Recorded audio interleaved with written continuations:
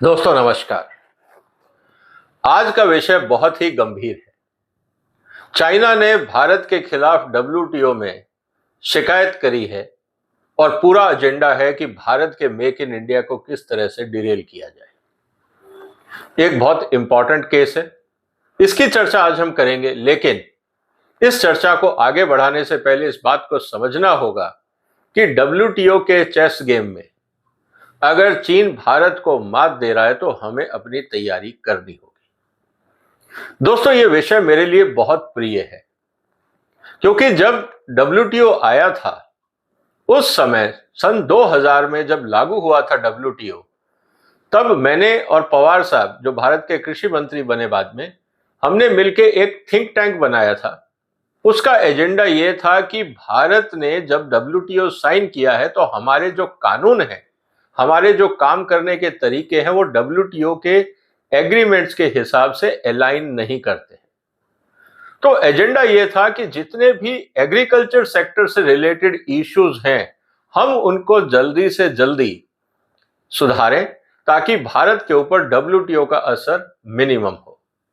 और यही कारण है कि आज तक अगर आप देखें, जिसके कारण भारत का एग्रीकल्चर और लाइवस्टॉक सेक्टर बचा हुआ है, ये उन दिनों के काम हैं जो हमने किए थे और पवार साहब उस समय कृषि मंत्री थे। इस बात को अगर हम ध्यान से देखें तो बहुत सारी चीजें सामने आती हैं। इसलिए इस बात को देखिएगा कि जितने कानून बने उस समय भारत में, उसको अगर ध्यान से देखा जाए तो आज तक भारत का कृषि और किसान बचा हुआ है।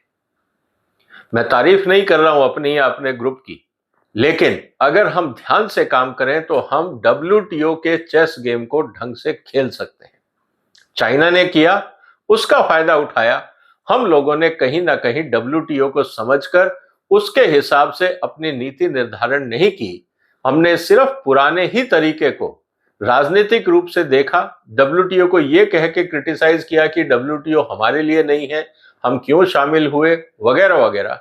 इस बहस में हम लोगों ने टाइम वेस्ट किया और कई मौके गवा दिए। और अब देखें पिछले 20 साल में चाइना कहां से कहां पहुंच गया और हम अभी कहां हैं। यह हमारे लिए एक एग्जाम्पल है कि जब दुनिया के खेल के नियम बदल रहे हों तब हमें बहस नहीं करनी चाहिए, तब हमें तैयारियां करनी चाहिए। खैर, आज जो मुद्दा है वो बहुत गंभीर है, इसीलिए इसकी चर्चा जरूरी है। मुद्दा क्या है दोस्तों? मुद्दा है चीन ने भारत के खिलाफ डब्ल्यूटीओ में शिकायत करी है कि जो भारत है वो गलत तरीके से अपने यहाँ पे इलेक्ट्रॉनिक्स और सोलर एनर्जी की जो इंडस्ट्रीज है उसको प्रमोट कर रहा है और सपोर्ट कर रहा है। ये पहली बार नहीं हुआ है दोस्तों, ये पहले भी हो चुका है। इसीलिए इस मुद्दे को समझना बहुत जरूरी है और जिन लोगों को भारत की अर्थव्यवस्था, दुनिया में कैसे चेस गेम खेले जाते हैं, इसको अगर समझना है तो इस वीडियो को ध्यान से देखना होगा। दोस्तों, इंपॉर्टेंट चीज क्या है? चाइना ने एक बार भारत को फिर डब्ल्यूटीओ में घसीटा। India's right to build its own manufacturing ecosystem in solar, semiconductors and technology hardware. ये सिर्फ सोलर पैनल की बात नहीं है, क्योंकि बहुत सारे ऐसे कंपोनेंट्स हैं जो इस सेक्टर में जाएंगे और सबको चाइना ने घसीटा है डब्ल्यूटीओ में। इसका मतलब क्या है? इसका मतलब यह है कि यह पहली बार नहीं है। इससे पहले अमेरिका भारत को डब्ल्यूटीओ में लेके गया था। India has already lost a solar case at WTO once. याद रखिएगा इस बात को, मैं 2016 की बात कर रहा हूं। सोलर केस था, dispute settlement 456 still haunts policy maker. याद रखिएगा, हमने पॉलिसीज बनाई थी, लेकिन जब हम नीतियां बनाते हैं ना दोस्तों, तब हम ये नहीं देखते कि हम दुनिया के बदलती हुई परिस्थितियों में ऑपरेट कर रहे हैं। हम सिर्फ इनवर्ड लुकिंग देखते हैं। हम साइन तो कराते हैं डब्ल्यूटीओ के एग्रीमेंट, उसको कैसे लगाना है, अपनाना है, समझना है और उस पूरे माया जाल के अंदर, उस पूरे चेस बोर्ड में अपना गेम कैसे खेलना है, इसके लिए डिटेल्ड समझ चाहिए। मैं एक चीज और आपको बता दूं, IIM अहमदाबाद में, Indian institute of management Ahmedabad में, मैंने अपने टीचर के साथ, प्रोफेसर समर दत्ता जो मेरे प्रोफेसर थे, मैंने और उन्होंने मिलके, जब मैं IIM अहमदाबाद से पास आउट हुआ, हमने डब्ल्यूटीओ का पहला कोर्स शुरू किया था IIM अहमदाबाद। उसके बाद हमने उस कोर्स को IAS एकेडमी जो मसूरी में है, लाल बहादुर शास्त्री एकेडमी, वहां पे IAS ऑफिसर्स के साथ उनको ट्रेनिंग दी। दिल्ली में Indian institute of foreign trade में जितने भी WTO रिलेटेड ट्रेनिंग प्रोग्राम होते थे, उसमें मैंने as a SPS TBT expert के रूप में बहुत सारे सेशंस लिए, जो भारत के सीनियर जो ऑफिसर्स थे उनके लिए। और यही काम विदेशों में जाके डेवलपिंग कंट्री में करीब 30 देशों में अलग अलग जगह पे मैंने ये WTO, SPS, TBT, technological issues, techno legal matters पे बहुत सारी ट्रेनिंग और सेमिनार्स को एड्रेस किया है। ये सेक्टर मेरे लिए बहुत क्लोज है, इसीलिए इसकी जो बारीकियां हैं शायद एक लेक्चर में आपको क्लियर नहीं होंगी, लेकिन आप समझिएगा कि ये मुद्दा क्यों इंपॉर्टेंट है। इसलिए अगर आप बदलती हुई दुनिया में कानून बना रहे हैं तो आपको वो सब खेल ध्यान में रखने होंगे, साइंटिफिक लॉजिक ध्यान में रखना होगा। हर चीज पॉलिटिक्स या पॉलिटिकल एजेंडा से हम करेंगे तो कहीं ना कहीं फंसेंगे। इस बात को हमें ध्यान रखना पड़ेगा। द क्वेश्चन क्या है सबसे important, has India learn from the past mistake और it is walking the same legal trap again. इस बात को समझना बहुत जरूरी है। सबसे पहले हम ये देखते हैं पहले हुआ क्या था दोस्तों। 2013 से 16 में जब केस चला था तो भारत ने एक स्कीम लॉन्च की थी, Jawaharlal Nehru national solar mission. उसका पर्पस क्या था? पर्पस बहुत अच्छा था कि हम रिन्यूएबल एनर्जी को प्रमोट करेंगे, हम इंपोर्ट की डिपेंडेंस को कम करेंगे और भारत में सोलर मैन्युफैक्चरिंग को हम लोग प्रमोट करेंगे। यहां पे एक सबसे बड़ा ब्लंडर हम लोगों ने क्या किया था उस पॉलिसी में, मैंने कई बार बोला भी था, लेकिन क्योंकि जब लोग पावर में होते हैं, कुर्सी पे बैठे होते हैं, उनको लगता है कि सारा ज्ञान उन्हीं के पास है। जबकि मैं आपको कह रहा हूं कि 2000 से लेकर आज तक WTO को बहुत क्लोजली मैं मॉनिटर कर रहा हूं। यह मेरा फेवरेट सब्जेक्ट है। आप जाके नेट पे देखिए, बहुत सारे मेरे लेक्चर्स और सेशंस आपको WTO पे मिल जाएंगे। WTO में सबसे बड़ी गलती, जो हमने पॉलिसी बनाई थी WTO कानून के हिसाब से, सबसे बड़ी मिस्टेक क्या किया था? हमने लिखा था इंडिया इंपोजेज ए डोमेस्टिक कंटेंट रिक्वायरमेंट। होता क्या है दोस्तों, जब आपने WTO साइन किया ना, उसमें एक क्लॉज है नेशनल ट्रीटमेंट। इसका मतलब यह है कि अगर आप भारत में प्रोडक्ट बना रहे हो या में विदेशी प्रोडक्ट है, एक बार अगर वो कस्टम ड्यूटी देके आपके देश में आ जाता है ना, तब आप उसको डिफरेंशिएट नहीं कर सकते। उसको कहा जाता है नेशनल ट्रीटमेंट। ये WTO का एक बहुत इंपॉर्टेंट क्लॉज है। इसका मतलब ये है कि अब आप डोमेस्टिक कंटेंट रिक्वायरमेंट का एजेंडा रखकर विदेशी सप्लाईज को रोक दोगे और डोमेस्टिक सप्लाई को ही इस्तेमाल करोगे, WTO के कानूनों के हिसाब से ये गैर कानूनी है और भारत वहीं फंसा। If you wanted to sell solar power to the government, had to use Indian made solar cells and modules, imported cells, and that is what I'm saying. This is where you automatically disqualify, and WTO says this is wrong, और इसीलिए America ने WTO में भारत को challenge किया था। और जैसा मैंने कहा कि नेशनल ट्रीटमेंट के अगेंस्ट था और ट्रेड रिलेटेड इन्वेस्टमेंट मेजर्स जो एग्रीमेंट है ट्रिम्स, उसके भी अगेंस्ट था, बिकॉज नो एक्सेप्शंस अप्लाई, वहां पे ये नहीं था। और हुआ क्या, अल्टीमेटली भारत पूरी तरह से इस केस को हारा। ये हमने गलती करी अपनी अज्ञानता से।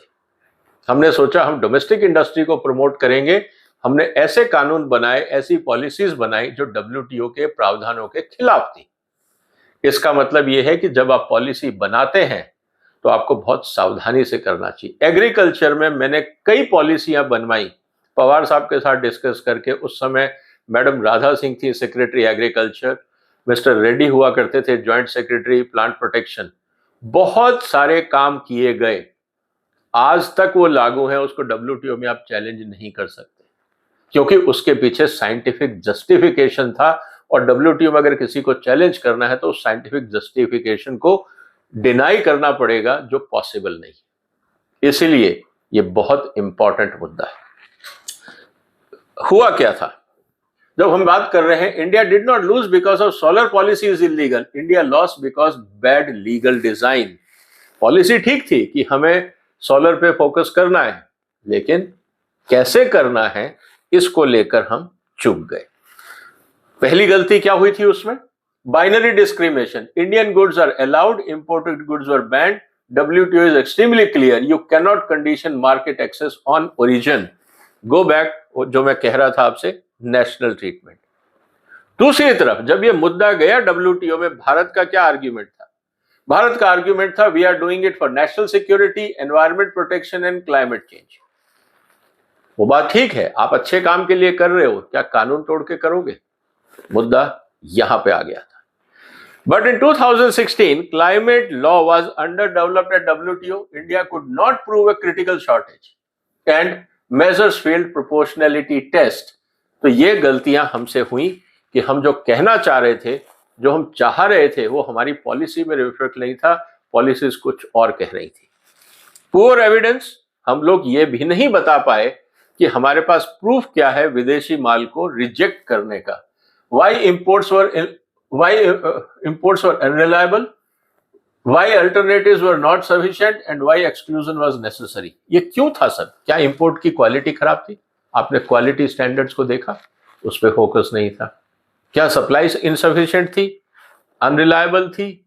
क्या कारण था ऐसा? क्यों आपने इंपोर्ट्स को रिजेक्ट किया? हमारे पास कोई कन्विंसिंग आर्ग्यूमेंट नहीं था, इसीलिए हम लोग उस केस को हार गए. अब जो चाइना ने हमारे ऊपर केस किया है, ये और भी इंटरेस्टिंग है, इसको हमें देखना होगा. अब हम बात करते हैं 2025 में जो चाइना ने केस फाइल किया है, डिस्प्यूट सेटलमेंट 644. चाइना ने क्या कहा? India's tariff on solar, smartphone and semiconductors and India's PLI scheme for solar module. ये दो चीजों को लेकर चाइना ने क्लेम किया है. पूरा डॉक्यूमेंट इंटरनेट पे है, आप पढ़ लीजिए. उस पूरे लीगल डॉक्यूमेंट को आप चाहते तो उसमें 5 पेज का मेन टेक्स्ट है और उसके साथ 4 भारत सरकार के जो पॉलिसी डॉक्यूमेंट्स हैं, वो एनेक्चर्स हैं. ये पूरा पढ़ने के बाद वो मैं आपसे चर्चा कर रहा हूं. हम WTO में भारत ने जो कमिटमेंट किया, जो हमने टैरिफ में किया, वो ये किया था कि जो भी हमारे प्रोडक्ट है, solar, smartphone, semiconductor, smartphone components वगैरह, उसमें हमने जो कस्टम ड्यूटी कमिट की थी वो थी 0%. अब हमने उन पे लगा दिया है 20% प्लस एग्रीकल्चर इंफ्रास्ट्रक्चर सेस. इन दोनों बातों को लेकर चाइना ने भारत के खिलाफ WTO में शिकायत करी है. जब ये नेगोशिएशन हुए थे WTO के, तब भारत में शायद किसी ने सोचा ही नहीं होगा कि हम एडवांस टेक्नोलॉजी प्रोडक्ट भारत में बनाएंगे. उस समय बिना सोचे समझे, और ये एक सेक्टर नहीं है, ऐसे बहुत सारे सेक्टर हैं जहां हमें कस्टम ड्यूटी कम रखनी चाहिए थी, हमने बहुत ज्यादा रखी. जहां हमें ज्यादा रखनी चाहिए थी, वहां हमने कम रखी. बिना सोचे समझे WTO की बहुत सारी टैरिफ लाइंस को नेगोशिएट किया गया था, क्योंकि हम लोगों ने लॉन्ग टर्म कभी सोचा ही नहीं था. उस समय शॉर्ट टर्म पर्सपेक्टिव में, ताकि लोकल पॉलिटिक्स, किसान नाराज ना हो जाएं, लोकल इंडस्ट्री को कैसे बचाना है, शॉर्ट टर्म मायोपिक व्यू रखकर हम लोगों ने नेगोशिएशन किए और उसका फायदा हम आज तक ढंग से नहीं उठा पाए. दूसरी तरफ अगर हम देखें तो चाइना ने WTO को बाद में ज्वाइन किया, पूरा गेम समझा, उसके बाद ज्वाइन किया. और WTO ज्वाइन करने के बाद अगर किसी देश ने सबसे ज्यादा WTO का फायदा उठाया तो वो है चाइना. तो इसीलिए हमेशा पॉलिटिकल स्कोरिंग की जगह अगर हम आर्थिक स्थिति को ध्यान में रख के डिसीजन लेंगे तो मुझे लगता है वो डिसीजन ज्यादा लॉजिकल होंगे. ये चीज हमें चाइना से सीखनी होगी. दूसरी जो इशू है वो है PLI scheme for solar modules. हम कह रहे हैं कि जो भारत में बनाएगा उसको हम जो प्रोडक्शन लिंक्ड स्कीम है, इंसेंटिव्स हैं, वो हम देंगे. इसमें भी जो फॉर्मूला है उसको लेकर बहुत बड़ी इशू सामने आती है. चाइना ने क्या कहा? India is protecting its industry. कैसे? By protecting increasing custom duty. जो टैरिफ इन्होंने कमिट किए थे, भारत ने जो बाउंड रेट कमिट किए थे, हमने उसको एक्सीड कर दिया. हमने 0 कमिट किया था, हम 20% ड्यूटी लगा रहे हैं, प्लस हम उस पर एग्रीकल्चर इंफ्रास्ट्रक्चर सेस भी लगा रहे हैं. India is forcing local value addition. आप कर सकते हैं लोकल वैल्यू एडिशन, लेकिन आप ये दबाव नहीं डाल सकते कि भारत में लाके आप वैल्यू एडिशन करिए. अगर कोई भी विदेशी प्रोडक्ट भी भारत में आता है कस्टम ड्यूटी देके, चाहे वो फुली मैन्युफैक्चर्ड हो, हाफ हो, कंपोनेंट्स हो, भारत सरकार डिक्टेट नहीं कर सकती कि आप कैसे करेंगे. And India is repeating what I am saying. जो चाइना कह रहा है कि जो पहली गलती थी वो जो अमेरिका का केस था, इनडायरेक्टली भारत उसको शब्दों का खेल करके वही गलती या वही चीज दोबारा दोहरा रहा है। लेकिन मेरा ये मानना है कि यह सेम चीज नहीं है, उसमें फर्क है। और वो क्या फर्क है, इसको हम थोड़ा ध्यान से समझ लेते हैं। पिछली बार चाइना ने कहा था कि लोकल कंपोनेंट को हम याद करेंगे, मतलब यूज करेंगे, लेकिन इस बार ऐसा कुछ नहीं है। पहला डिफरेंस क्या है कि there is no import ban, imported solar cell were not disqualified in this policy. तो हुआ क्या, उस समय जो था वो इंपोर्टेड जो डिस्क्वालिफाइड थे, लेकिन अब क्या किया, imported modules are still allowed, you can buy Chinese panel and you can sell electricity, you don't get government incentive. आप सब कुछ कर सकते हो, लेकिन भारत सरकार की तरफ से आपको इंसेंटिव नहीं मिलेगा।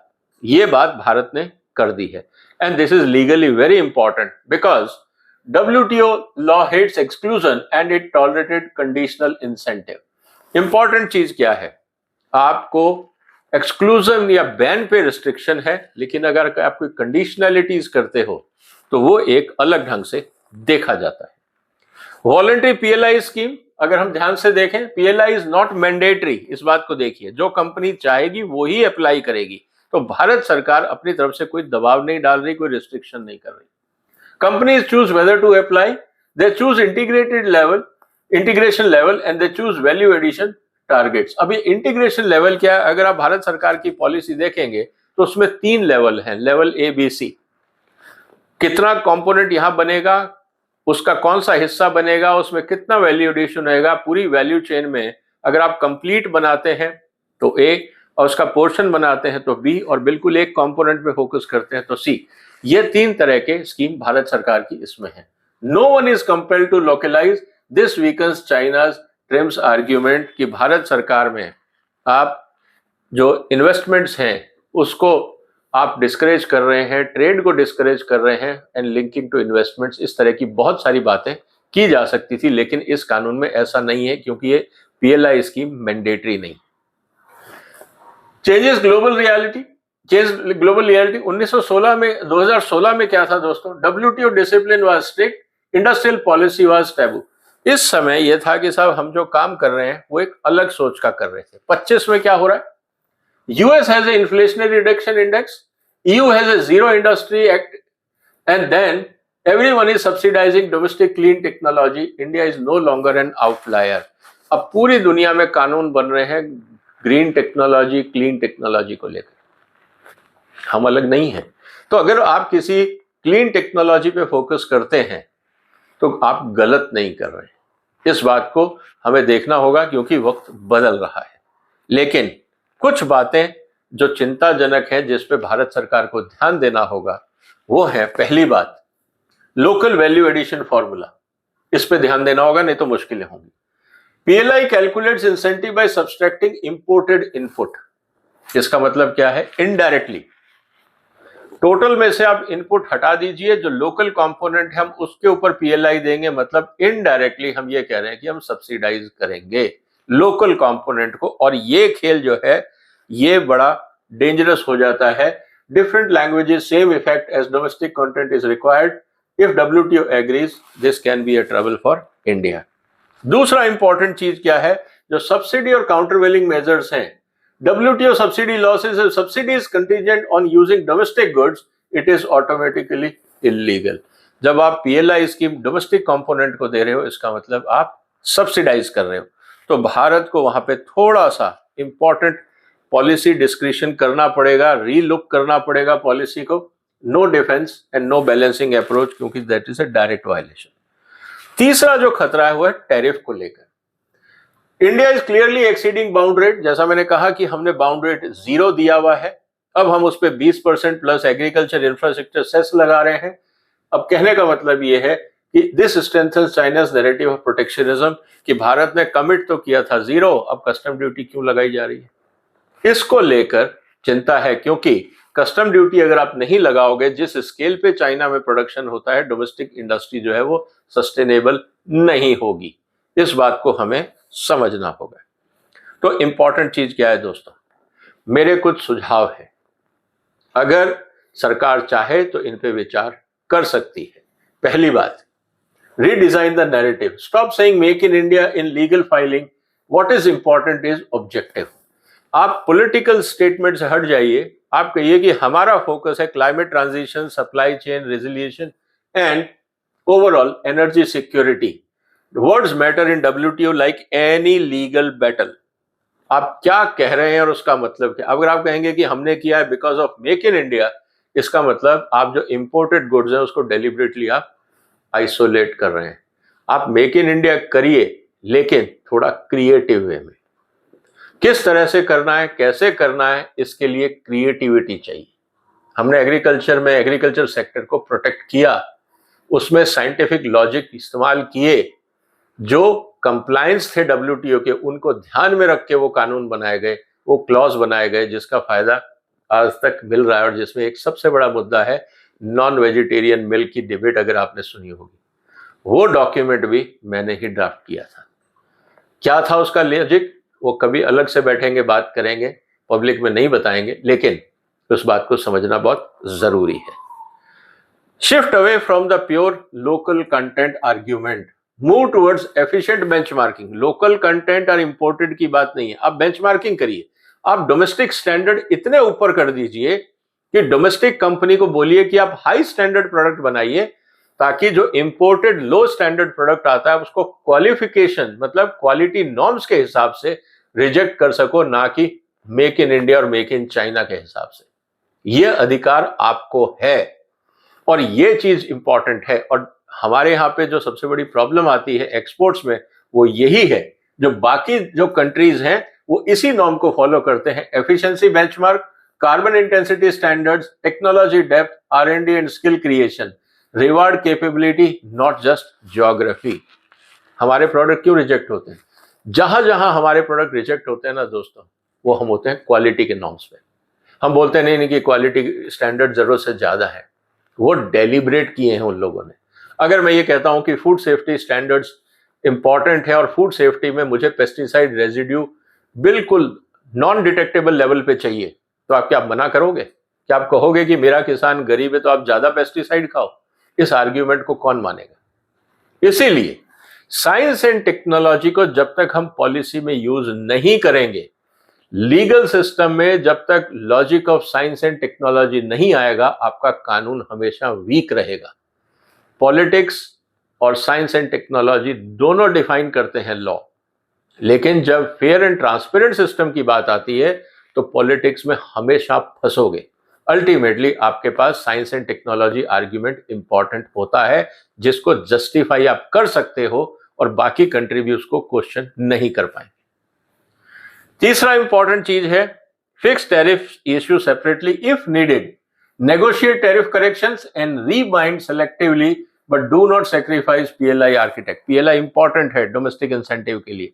आप टैरिफ नेगोशिएट करिए. बहुत सारे ऐसे प्रोडक्ट थे, भारत ने WTO में बहुत लो लेवल पे टैरिफ दिया था, बाद में हमने नेगोशिएट किए. लेकिन नेगोशिएशन में प्रॉब्लम क्या होती है कि जब आप एक या दो प्रोडक्ट में टैरिफ बढ़ाना चाहते हो तो आपको किसी ना किसी और सेक्टर में टैरिफ घटाना पड़ता है. नेगोशिएशन का मतलब होता है गिव एंड टेक. सिर्फ टेक से काम नहीं चलेगा. आप दे क्या रहे हो, किस किस सेक्टर्स में और कंसेशन दे रहे हो ताकि हम आपकी डिमांड को माने. ये बहुत इंपॉर्टेंट इश्यू है. इसीलिए जब आप बेस डॉक्यूमेंट बनाते हो उस समय केयरफुल होना चाहिए था. लेकिन हमने ऐसी स्थितियां भी आई कि हमने 3-4 प्रोडक्ट्स पे टैरिफ बढ़वाए, लेकिन बदले में 18 से 20 प्रोडक्ट पे हमें टैरिफ घटाने भी पड़े थे. सरकार यही बताती है कि हमने किस पे बढ़ाए, लेकिन कहां कहां पे सैक्रिफाइस किया इसकी चर्चा सरकार नहीं करती है, क्योंकि वो पॉलिटिकली सस्टेनेबल नहीं होता है. Build evidence not emotions. हम मेक इन इंडिया की बात करते हैं इमोशनल को आर्ग्यूमेंट को लेकर. अगर मेक इन इंडिया को हम क्वालिटी नॉर्म से लिंक कर देंगे तो दैट बिकम्स एविडेंस. इसीलिए India must prove that import concentration risk, China's dominance, how it will going to hurt, supply shocks. अब चाइना ने बहुत सारे ऐसे काम किए हैं जिसको हम अपने फेवर में यूज कर सकते हैं. जिस तरह से ट्रेड वॉर चल रहा है, इसका फायदा भारत सरकार को अपने WTO नेगोशिएशंस में इस्तेमाल करना चाहिए. And why time out support is necessary, इसको भी हमें जस्टिफाई करना चाहिए. और चारों के ऊपर बहुत सॉलिड आर्ग्यूमेंट बन सकते हैं. अगर भारत सरकार को जरूरत है तो I can help. And panel respects data not speeches. So मेरा ये कहने का मतलब है दोस्तों कि India already lost first round, now it used a hammer where scalp was required. जहां पे आपको, जैसे कहते हैं ना कि जहां पे सुई काम कर सकती थी वहां आपको तलवार चलाने की जरूरत नहीं है। इसीलिए ये बहुत इंपॉर्टेंट चीज है। अब ये सेकंड चांस है, क्या इंडिया अपनी पॉलिसीज को they will design smartly, can we argue technically, politically कोई नहीं सुनेगा। We have to be technical in our arguments and learn from the history. बहुत जगह हम लोगों ने गलतियां करी हैं, इसका खामियाजा आज हम उठा रहे हैं। This can become a turning point for lawful green industry policy, not another defeat. ये बहुत इंपॉर्टेंट इशू है। भारत के फेवर में बहुत सारी चीजें हैं, लेकिन क्या हम अपने आर्ग्यूमेंट्स में वो WTO में दे पाएंगे?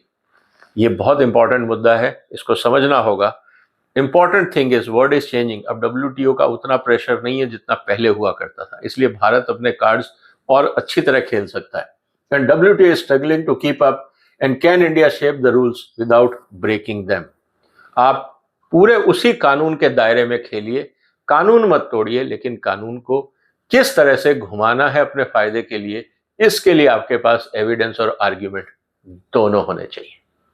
आपको क्या लगता है दोस्तों, भारत के मेक इन इंडिया के खिलाफ चीन ने जिस तरह से मोर्चा खोला है, ये तो एक सेक्टर है। आने वाले दिनों में आप देखेंगे कई और जगह पे मुद्दे उठेंगे, क्योंकि इस समय चाइना पे भी प्रेशर है।